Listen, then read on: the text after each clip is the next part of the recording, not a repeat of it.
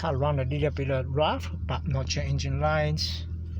Look for some basic life, some readings here. Cannot really show to anything telling, but it's open loop. I'm not sure what's happening here.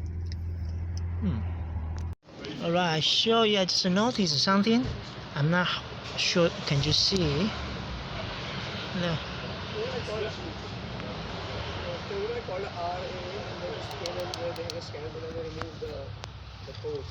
But you know, the arc still goes The one?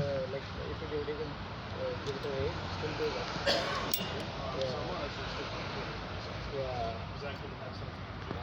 Da, da, da. Well, I gotta set a new high tension lead for this Commodore. Yeah. It will judge the length of the other 3 leads. It's funny though. Number 4 is longer than number 6. The high tension lead is being replaced.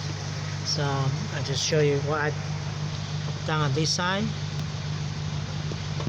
Yeah, the tubing over here for this band of the high tension lead, and yeah, silicon cable tie and a silicon, so you sit nicely, don't go anywhere.